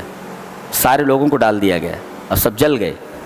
اللہ فرما رہا ہے ایندھنوں والی آگ تھی یہ. اذہم علیہا قعود. بے رحمی کی انتہا یہ ہے کہ بچے جل رہے ہیں، عورتیں جل رہی ہیں، لڑکیاں جل رہی ہیں، مرد جل رہے ہیں، یہ بیٹھے ہوئے ہنس رہے ہیں. اذہم علیہا قعود، بیٹھے ہوئے ہیں، یہ بیٹھ کر دیکھ رہے ہیں. اللہ تبارک تعالیٰ فرما رہا ہے کہ اتنے بے درد لوگ، ایک انسان کے ساتھ ایسا کیسے کر سکتا ہے کہ وہ آگ میں ڈال دیے گئے اور آگ میں جل رہے ہیں اور آپ بیٹھ کر کے مزہ لے رہے ہیں. ایک انسان کے ساتھ ایسا کیسے کر سکتا ہے؟ اذہم علیہا قعود وہم علی ما یفعلون بالمؤمنین شہود. اور مومنین کے ساتھ جو وہ کر رہے تھے اپنی آنکھوں سے اس کے گواہ تھے، وہ دیکھ رہے تھے. جرم کیا تھا ان کا؟ آج اسی جرم کی سزا دی جا رہی ہے پوری دنیا میں مسلمانوں کو. کیا وہ جرم بتایا جا رہا ہے؟ تم سے دشمنی نہیں ہے، تم سے دشمنی نہیں ہے. دشمنی کی ایک دوسری وجہ ہے. کیا؟ وَمَا نَقَمُوا مِنْهُمْ إِلَّا أَن يُؤْمِنُوا بِاللَّهِ الْعَزِيزِ الْحَمِيدِ. یہ تم سے جو انتقام لیا جا رہا ہے، تمہیں جو طرح طرح کی تکلیفیں دی جا رہی ہیں، مسئلہ تمہارا نہیں ہے، تمہاری ذات کا مسئلہ دوسرا ہے. مسئلہ یہ ہے کہ تم اللہ پر ایمان لے آئے ہو، اس وجہ سے تمہیں تکلیف پہنچائی جا رہی ہے. مسئلہ یہ نہیں ہے. تو تم سے دشمنی نہیں ہے، دشمنی اس سے ہے کہ تم اللہ پر ایمان لے آئے ہو. وَمَا نَقَمُوا مِنْهُمْ إِلَّا أَن يُؤْمِنُوا بِاللَّهِ الْعَزِيزِ الْحَمِيدِ. اللہ پر ایمان لے آئے ہو، اس وجہ سے یہ انتقام لے رہے ہیں. تو دوسرے جو کچھ ہمارے ساتھ کر رہے ہیں، ہم سے دشمنی نہیں ان کی. اور اللہ کے رسول کے بارے میں بھی ہے. اللہ نے فرمایا اے ہمارے حبیب، یہ تمہیں نہیں جھٹلا رہے، تمہیں تو امین کہہ رہے، صادق کہہ رہے، تم سے پرابلم نہیں ہے.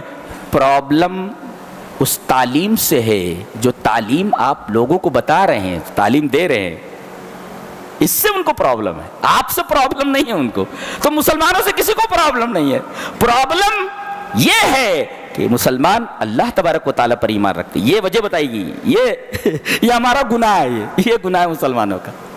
اگر اسے گناہ کہتے تو اچھا. پھر بھی اللہ فرما رہا ہے تم نے اتنی بڑی تعداد کو، مردوں عورتوں بچوں کو زندہ جلا دیا. اللہ فرما رہا ہے ان الذین فتنوا المؤمنین والمؤمنات ثم لم یتوبوا. تم نے مومن مردوں کو اور مومنہ عورتوں کو تم نے فتنے میں ڈالا، انہیں زندہ جلا دیا. ثم لم یتوبوا، پھر توبہ نہیں کی. اشارہ اس بات کی طرف ہے اتنا بڑا گناہ کرنے کے بعد بھی اگر تم توبہ کر لو تو ہم تمہیں معاف کر دیں گے. بولے تو کیا اس سے بڑا کوئی گناہ ہو سکتا ہے؟ تو ہمیں اللہ کی رحمت سے مایوس نہیں ہونا چاہیے. آدمی کتنا بھی گناہ کر لے اسے اللہ کی رحمت سے مایوس نہیں ہونا چاہیے. جی ان الذین فتنوا المؤمنین والمؤمنات ثم لم یتوبوا، گناہ عظیم ایسا کرنے کے بعد بھی اللہ توبہ کی دعوت دے رہا ہے. اتنا بڑا گناہ کرنے کے بعد بھی، لوگوں کو زندہ جلا دینے کے بعد بھی اگر تم توبہ کر لو تو ہم تمہیں معاف کر دیں گے. اتنا رحیم ہو. اس کے رحم کی کوئی انتہا دکھ رہی ہے؟ اللہ. میں نے ابھی فیس بک کے اوپر ایک کتیا کو دیکھا.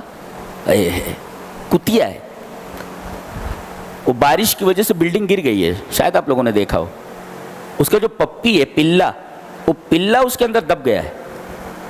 اتنی بے قرار ہے وہ کتیا، اپنے منہ سے مٹی کو کھینچ رہی ہے کہ میرا بچہ یہیں کہیں دبا ہوا ہے، یہیں کہیں دبا ہوا ہے. اور پھر ریسکیو ٹیم آتی ہے، ہٹاتی ہے، اور بچہ جو ہے صحیح سلامت باہر نکال لیا جاتا ہے. ایسے لیٹ جاتی ہے اور بچہ دودھ پینے لگتا ہے، اور وہ بڑے احسان مندانہ انداز میں ریسکیو ٹیم کو دیکھ رہی ہے. اللہ، بتائیے اپنے بچے کے لیے اس قدر پریشان ہے یہ جانور، جو اگر برتن میں منہ ڈال دے تو اس وقت تک پاک نہیں ہوتا جب تک کہ 7 مرتبہ برتن نہ دھل لیا جائے. اپنے بچے کے تئیں اتنی پریشان ہے. اور اللہ نے فرمایا ہے کہ میں نے اپنی رحمت کے 100 حصے کر لیے ہیں، صرف 1 حصہ تمہیں دے دیا گیا ہے، 99 حصہ میرے پاس ہے. اگر 1 حصہ جو دنیا میں دے دیا گیا ہے، ایک ماں کو جو محبت ہوتی ہے اپنے بیٹے سے، ایک جانور کو اپنے بچے سے محبت ہوتی ہے، ایک انسان کو دوسرے انسان سے محبت ہوتی ہے، صرف اتنی محبت دیے جانے کے بعد 1 حصہ، جس کے پاس 99 حصہ ہو جو بولتا ہے وہ کتنا رحیم ہوگا، اندازہ لگائیے آپ. لہذا اللہ کی رحمت سے مایوس ہونے کی ضرورت نہیں. جی بالکل نہیں. لا تقنطوا من رحمت اللہ، اللہ کی رحمت سے مایوس نہ ہو.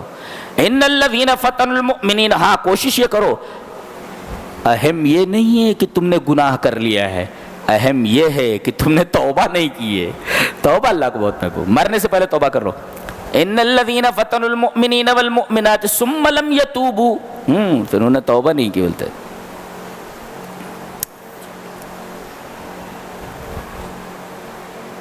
فرمایا گیا کہ ایسی زندگی تم نے دیکھی ہے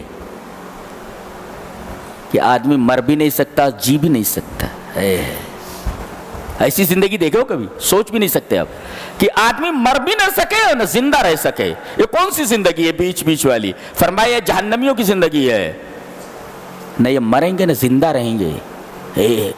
ایک آیت کریمہ خالی سورہ اعلیٰ کی آدمی کے ہوش اڑا دینے کے لیے کافی ہے، حواس باختہ ہو جائے آدمی کے. جی ثم لا يموت فيها ولا يحيا، نہ مرے گا نہ زندہ رہے گا. یہ کون سی زندگی ہے یہ؟ نہ مرے گا نہ زندہ رہے گا.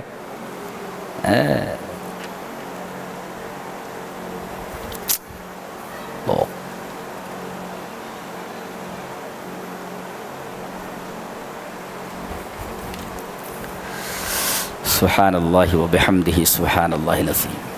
کیا پوری کائنات کی تھیسس ہے، کیا بیان کیا جائے کیا چھوڑا جائے. اللہ انا انزلناہ فی لیلۃ القدر. آج 27 ہے نا، لیکن ہم کو تلاش کرنا ہے کس میں؟ 5 تاقراتوں میں. اب الحمدللہ سارے بھائی، سنی بھائی ہیں، دیوبندی بھائی ہیں، یہ سارے کے سارے الحمدللہ 5 تاقراتیں جاگنے لگے ہیں سب، اور سمجھتے ہیں کہ نبی کریم صلی اللہ علیہ وسلم کی حدیث پاک ہے کہ 5 تاقراتوں میں سے تلاش کیا جائے، صرف 27 کو خاص نہ کر لیا جائے. جی اب اگر سائنس کہے کہ 27ویں ہے تب بھی نہیں مانیں گے ہم، کوئی صوفی کہے تب بھی نہیں مانیں گے، کوئی کیلکولیشن ہو تب بھی نہیں مانیں گے. اس لیے کہ یہاں کیلکولیشن کر کے بعد صوفیوں نے بتایا ہے کیا؟ گنو، انا انزلناہ فی لیلۃ القدر، لیلۃ القدر وما ادراک ما لیلۃ القدر، 2 لیلۃ القدر، لیلۃ القدر خیر من الف شہر. لیلۃ القدر 3 مرتبہ ہے. اب گنو لیلۃ القدر میں کتنے حروف ہیں؟ لام یہ 2، لام 4 5 6 7 8 9 10، کتنے ہوئے؟ تو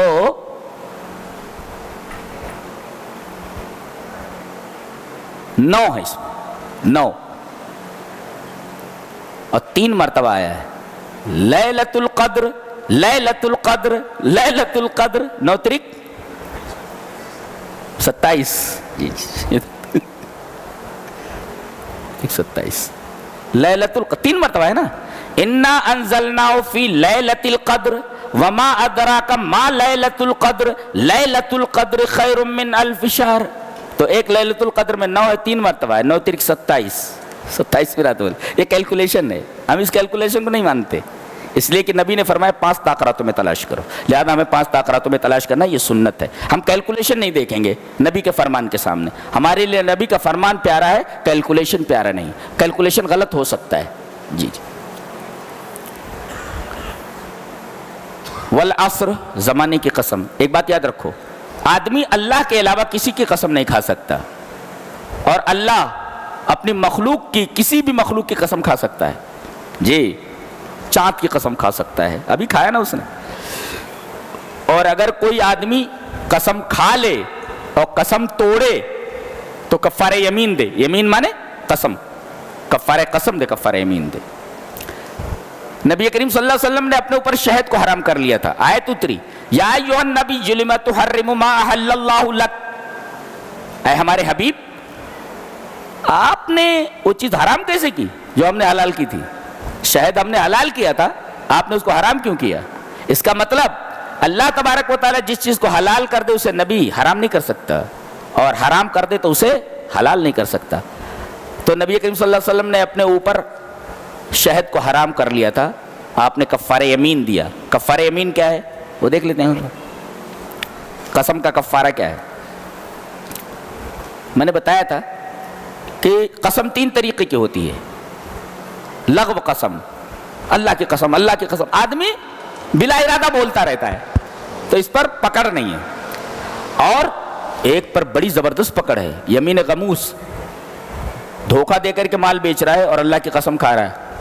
اللہ کی قسم, یہ میں 1000 روپے میں لایا ہوں, میں آپ کو 1010 روپے میں دے رہا ہوں, اور جبکہ یہ آدمی 100 روپے میں 200 روپے میں لایا ہے اس کو. تو جھوٹ بول کر کے اللہ کی قسم کھا کر کے کوئی چیز بیچنا یمین غموس ہے, اس کا کفارہ نہیں ہے, توبہ ہے اس کے اوپر, اتنا بڑا گناہ ہے.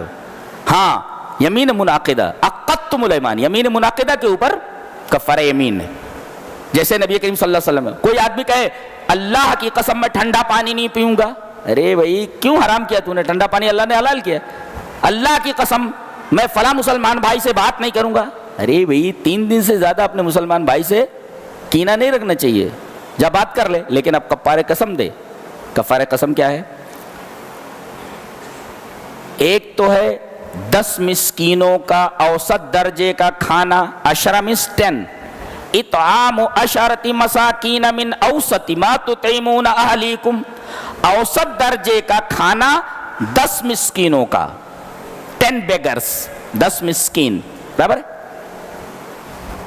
اگر کھانا نہ کھلا سکو, او کسوتہم, 10 مسکینوں کا اوسط درجے کا کپڑا دے دو, 2 ہوا. او تحریر رقبہ, یا ایک غلام آزاد کر دو. اس وقت تو وہ تصور نہیں ہے. فمن لم یجد, اگر یہ تینوں آپشنز جو دیے گئے ہیں آپ نہ کر سکیں تو 3 دن کا روزہ رکھ لیں. فصیام 3 ایام, 10 مسکینوں کا کھانا, 10 مسکینوں کا اوسط درجے کا کپڑا, غلام آزاد کرنا, آخری آپشن ہے. یہ تینوں نہ ہو سکے تو 3 دن کا روزہ رکھنا. یہ کفارہ قسم ہے. 10 مسکینوں کا کھانا, اللہ قسم کھا رہا ہے زمانے کی, زمانے کی قسم. اس کے لیے کہا عصر, عصر ڈرا دیا گیا ہے. یہ جس چیز کی قسم کھائی گئی ہے ڈرا دینے والی ہے. کیا عصر مانے ہوتا ہے نچوڑنا. یہ ہے گنا, گنا ہے یہ گنا. اب یہ اس میں مشین میں ڈال دیتے ہیں. اب یہ مشین جو ہے اس کو خوب اور جو لوگ گنے سے رس نکالتے ہیں, بالکل ایک قطرہ جب تک اس میں باقی رہ جاتا ہے تب تک اس کو ڈالتے رہتے, ڈالتے رہتے, ڈالتے رہتے, کچھ بچتا نہیں. اس کے بعد ایک طرف اس کو پھینک دیتے ہیں. تو یہ گنا گیا, نکل گیا, پھر ڈالتے ہیں اس کو, تھوڑا اور ٹائٹ کرتے ہیں پھر یہاں تک کہ ایک قطرہ نہیں بچتا ہے. تو عصر کا مطلب ہوتا ہے نچوڑنا.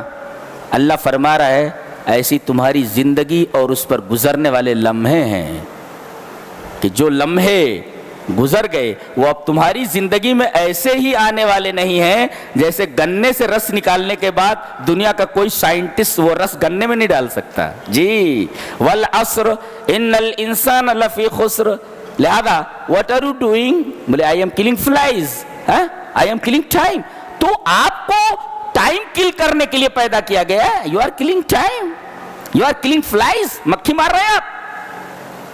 اس لیے کہ جو لمحات آپ کی زندگی سے مائنس ہو جا رہے ہیں، پوری زندگی پوری دنیا دے دو، وہ ایک لمحہ زندگی کا جو گزر گیا وہ تمہاری زندگی میں ایسے ہی آنے والا نہیں ہے جیسے کہ گنے سے نکالا ہوا رس دوبارہ گنے میں واپس نہیں کیا جا سکتا. اسی وجہ سے عصر کہا گیا، نچوڑنا. جی تمہاری زندگی نچوڑی جا رہی ہے اور جب نچوڑ جاؤ گے جیسے گنے کو پھینک دیا جاتا ہے تم کو زمین کے نیچے. کیا بات ہے، سبحان اللہ و بحمدہ. کیا کتاب ہے، کیا کتاب ہے، سبحان اللہ. بڑی شاندار کتاب ہے، بڑی شاندار کتاب. رب تعالیٰ تو بہت عظیم ہے. تو اور ایک بات یاد رکھو، اللہ کی ذات جس طریقے سے کسی کے مشابہ نہیں ہے، اس کی کوئی صفت بھی مخلوق کی صفت کے مشابہ نہیں ہے. اس کی ذات کسی کے مشابہ نہیں. جی جیسے اللہ اترتا ہے، چڑھتا ہے، کہتے ہیں چڑھتا ہے اترتا ہے، پتہ نہیں کیسے چڑھتا ہے کیسے اترتا ہے. اب ہم لوگ کیا جانتے ہیں؟ ایک ہی چڑھنا اترنا جانتے ہیں نا. یہ گئے آپ، یہ اترے آپ، یہ ہم جانتے ہیں نا. تو یہ آپ کی صفت ہے. تو اللہ آپ جیسا نہیں ہے، مخلوق جیسا نہیں ہے، اس کی ذات ویسی نہیں ہے، لہذا اس کی صفت بھی ویسی نہیں ہے جیسا تم سوچ رہے ہو. جی لہذا لوگ کہتے ہیں کہ اگر کسی منسٹر تک پہنچنا ہے تو کوئی واسطہ ضروری ہے، پانی تک پہنچنا ہے کنویں کے تو ڈول اور رسی کا وسیلہ ضروری ہے. غلط استدلال ہے، اس لیے کہ آپ نے خالق کو مخلوق کے اوپر قیاس کر لیا. اللہ جیسے اپنی ذات میں کسی کا شبیہ نہیں ہے، ایسے اپنی صفت میں کسی کا شبیہ نہیں ہے. جی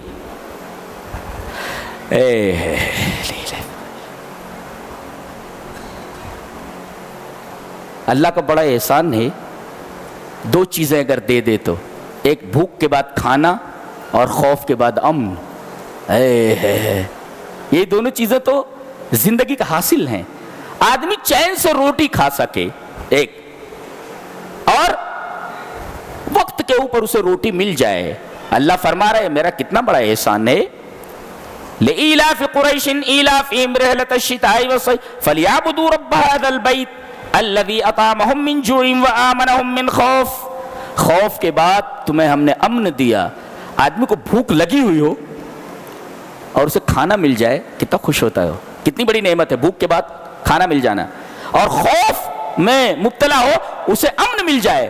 اللہ فرما رہا ہے یہ ہم نے دیا کعبہ کی بدولت. لیکن جب کعبہ کی بدولت تمہیں یہ چیز مل گئی تو تمہیں رب کعبہ کی ہی عبادت کرنی چاہیے، کسی اور کی نہیں. دیکھیں کتنی شاندار دلیل ہے، کتنی شاندار دلیل.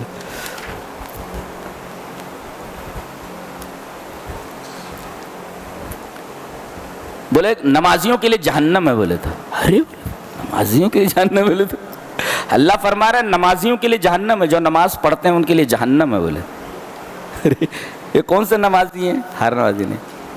الذین هم عن صلاتهم ساہون، جو اپنی نماز سے غفلت برتتے، کبھی پڑھ لیا کبھی نہیں پڑھا، کبھی پڑھ لیا نہیں پڑھا، کھڑے ہیں معلوم ہوتا ہے جیسے ڈنڈے مار مار کر کے ان کو کھڑا کیا گیا ہو ایسا. تو ایسی نماز پڑھنے والوں کے لیے جہنم ہے. جی تو نماز کو نماز کی طرح پڑھو. کل ہم بتائیں گے کہ نماز کیسے پڑھی جاتی ہے انشاءاللہ جمعہ کے دن. جی وَيَمْنَعُونَ الْمَاعُونَ، اور جو عاریتاً لوگ دے دیتے ہیں، جیسے کسی گھر میں گئے، ارے بھائی مہمان آئے پلیٹ دے دیجئے، وہ چمچہ دے دیجئے، وہ ذرا گلاس دے دیجئے، نہیں دیتے. اللہ فرما رہا ہے جو عاریتاً چمچے نہ دے سکے وہ زکوٰۃ کیا دے گا؟ بولے تو یمنعون الماعون بتائے. اس کے بعد کیا گیا؟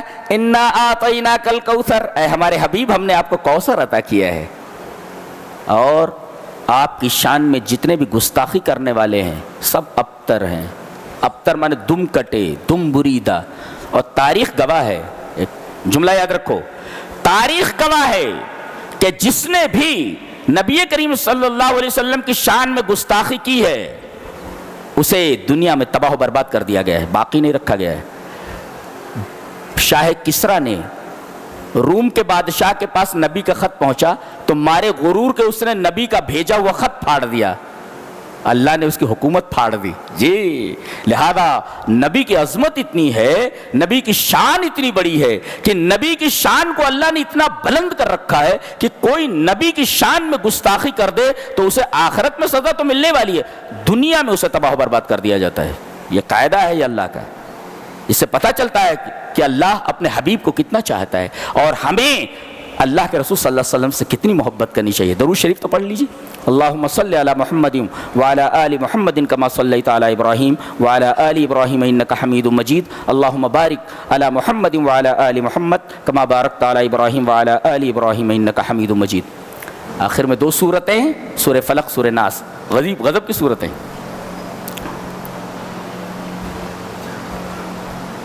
ایک صاحب نے کہا ہے کہ قرآن شروع ہوتا ہے بے سے اور ختم ہوتا ہے سین پہ۔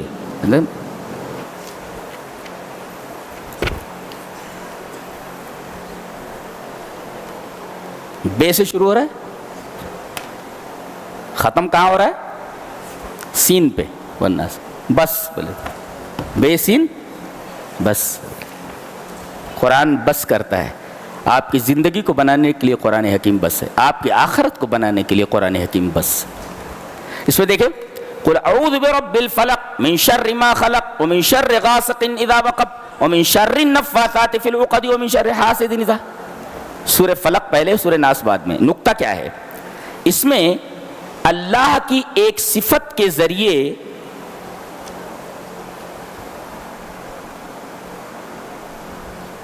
تین چیزوں سے پناہ مانگی گئی ہے، بلکہ اگر کہہ لیجئے تو چار ہے۔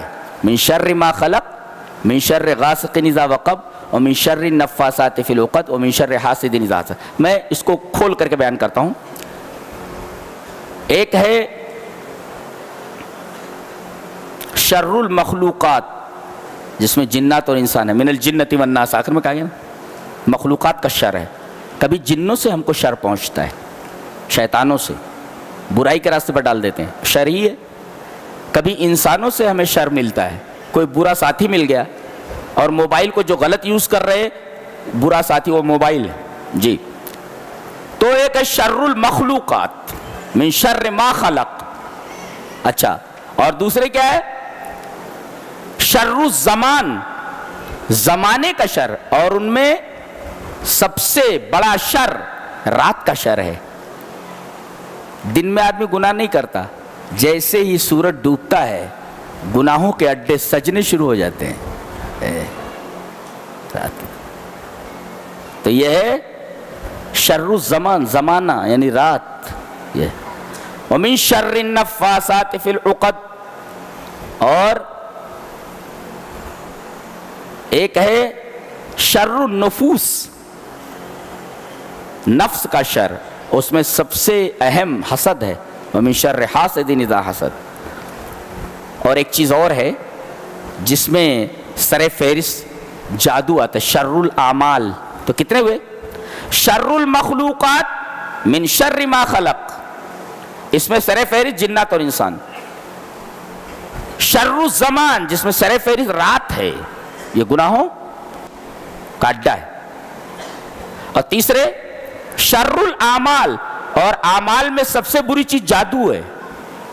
اور چوتھے شر النفوس، نفس کا شر۔ نبی کریم صلی اللہ علیہ وسلم جو خطبہ دیتے تھے فرماتے تھے ومن شرور انفسنا، ہمارے نفسوں کے شرور سے اللہ ہمیں محفوظ فرما۔ تو یہ شر النفوس ہے۔ تو شر المخلوقات من شر ما خلق، شر الزمان شر غاسق، شر الاعمال شر النفاثات فی العقد، اور شر النفوس من شر حاسد اذا حسد۔ تو ایک صفت کی قسم کھا کر کے رب الفلق، چار چیزوں سے پناہ مانگی گئی، اور اب سورہ ناس میں تین چیزوں کی قسم کھا کر کے ایک چیز سے پناہ مانگی گئی ہے۔ اللہ کی ایک صفت کی پناہ مانگی گئی ہے تین چیزوں کے شر سے بچنے کے لیے۔ کیا ہے؟ قل اعوذ برب الناس، اللہ کی ایک صفت رب الناس۔ دوسری ملک الناس، لوگوں کا بادشاہ، الہ الناس، لوگوں کا معبود۔ اللہ کی ان تین صفتوں کے ذریعے کتنی چیزوں سے پناہ مانگی گئی؟ صرف ایک چیز سے، وہاں ایک صفت ذکر کر کے 4 چیزوں سے پناہ مانگی گئی ہے، اور سورہ ناس کے اندر اللہ کی 3 صفتوں کے حوالے سے ایک چیز سے پناہ مانگی گئی ہے، کیا؟ شیطان کے وسواس سے، من شر الوسواس۔ کیوں؟ اس لیے کہ اوپر جو 4 چیزیں ذکر کی گئی ہیں ان کا تعلق دنیا سے ہے، اور وسوسے شیطانی کا تعلق دین سے ہے، اور دنیا کی مصیبت کتنی بھی بڑی ہو چھوٹی ہوتی ہے، اور دین کی مصیبت کتنی ہی چھوٹی ہو بہت بڑی ہوتی ہے۔ اللہ تبارک و تعالی ہمیں نیک عمل اور نیک فکر کی توفیق عطا فرمائے۔ اے اللہ، جن لوگوں نے قرآن حکیم کو سنا ہے انہیں اس پر عمل کرنے کی توفیق عطا فرما۔ اے اللہ، ہمارے روزوں کو قبول فرما، ہماری نمازوں کو قبول فرما، ہمارے قیام اللیل کو قبول فرما، ہمارے صدقوں خیرات کو قبول فرما۔ اے اللہ، جو ہم میں سے بیمار ہیں اللہ انہیں شفائے کلی عطا فرما۔ اے اللہ، جو ہم میں سے قرض دار ہے اللہ ان کے قرض کی ادائیگی کی سبیل پیدا فرما۔ اے اللہ، جو ہم میں سے بے روزگار ہے اللہ ان کے روزگار کی سبیل پیدا فرما۔ اے اللہ، جو ہم میں سے بیمار ہے اللہ انہیں شفائے کلی عطا فرما۔ اے اللہ، ہماری ماؤں کو بخش دے، اے اللہ ہماری بہنوں کو بخش دے، اے اللہ ہمارے بچوں کو اپنے دین پر چلنے کی توفیق عطا فرما۔ اے رب، جب تک ہم زندہ رہیں تب تک ایمان کے اوپر، توحید کے اوپر اور تیرے قرآن کے اوپر زندہ رہیں، اور جب موت آئے تو تیرے دیے ہوئے ایمان کے اوپر، اسلام کے اوپر، قرآن کے اوپر، توحید کے اوپر۔ اے اللہ، مرنے کے بعد قبر کے عذاب کو ہمارے اوپر سے اٹھا لے میرے رب۔ قبر کی تنہائیوں، قبر کی ظلمتوں اور قبر کی پریشانیوں میں میرے رب تو اپنے کلام کو ہمارے لیے نور بنا دے، ہمارا مونس بنا دے، ہمارا غمخوار بنا دے میرے رب۔ ہم لوگ تیرے حشر کی گرمی نہیں برداشت کر سکتے، سورج 1 میل کے اوپر آ جائے میرے رب تو اپنے عرش کا سایہ نصیب فرما۔ اے ہمارے رب، ہم تیری جہنم کا عذاب برداشت کرنے کی طاقت نہیں رکھتے ہیں، اے ہمارے رب تو ہمیں جہنم سے نجات دے دے۔ اے ہمارے رب، ہمارے پاس اعمال ہے ہی نہیں، جو بھی ہے وہ ناقص اور ٹوٹے پھوٹے ہیں، ہمارے رب ہمارے ان ناقص اور ٹوٹے پھوٹے اعمال کو قبول کر لے، ہمارے اوپر رحم کرتے ہوئے ہمیں جنت الفردوس عطا کر دے۔ ہمارے رب، ہم بہت گنہگار ہیں، ہمیں اپنے تمام گناہوں کا اعتراف ہے۔ اے ہمارے رب،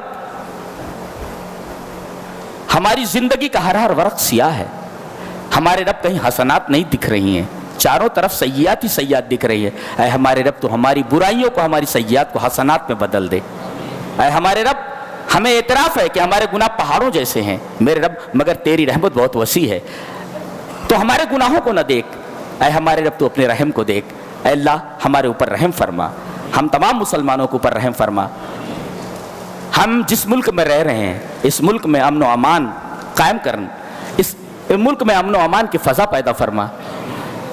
جہاں بھی مسلمان دنیا میں ہیں اے اللہ انہیں سکون عطا فرما، انہیں تمام پریشانیوں سے محفوظ فرما۔ اے اللہ، ہم لوگوں کو جو خوف ہے اے اللہ اس خوف سے ہمیں نجات دے دے۔ اے اللہ، ہم بھوکے ہیں اے اللہ ہمیں کھانا کھلا، اے اللہ ہم بیمار ہیں اے اللہ ہمیں شفا عطا فرما۔ اے اللہ، ہماری تمام پریشانیوں کو دور کر دے، ہماری ماؤں کو بخش دے، ہماری بہنوں کو بخش دے۔ اے اللہ، زندگی بھر ہم سب کو، مرد ہوں عورت ہوں، سب کو اپنے دین پر چلنے کی توفیق عطا فرما۔ ہمارے جو بچے ہیں میرے رب انہیں اپنے راستے میں قبول فرما، انہیں اپنے راستے میں قبول فرما، انہیں اپنے دین کا سپاہی بنا، یہ تیرے قرآن کو سینوں سے لگانے والے بنے، یہ تیرے دین کو لے کر آگے بڑھنے والے بنے میرے رب۔ ہمیں معلوم ہے کہ دنیا عارضی جگہ ہے، اے ہمارے رب دنیا کسی طرح گزر جائے گی میرے رب، ہماری آخرت بنا دے، ہماری ماؤں کی آخرت بنا دے، ہماری بہنوں کی آخرت بنا دے، ہمارے بوڑھوں کی آخرت بنا دے، ہمارے نوجوانوں کی آخرت بنا دے۔ اے ہمارے رب، ہم تیرے رحم کا محتاج ہیں، بس اپنے رحم سے ہمارے اوپر ہم جو چاہتے ہیں ہماری تمام جائز تمناؤں کو قبول فرما، ہماری ماؤں، ہماری بہنوں، ہمارے بوڑھوں، ہمارے نوجوانوں سب کی جائز تمناؤں کو قبول فرما میرے رب، ان کی تمام پریشانیوں کو دور کر دے، انہیں جنت الفردوس عطا کر دے اور دوزخ سے محفوظ فرما۔ وآخر دعوانا ان الحمد للہ رب العالمین۔